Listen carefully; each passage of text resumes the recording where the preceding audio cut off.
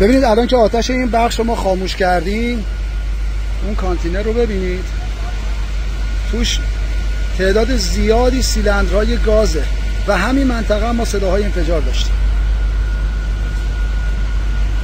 و یکی از سخت‌ترین بخش‌ها هم که خاموش کردیم شاخص همین بخش بود. خب همین سیلندرهای گاز قطعا میتونه باعث انفجار بشه. بقیه‌اش هم اینجاست.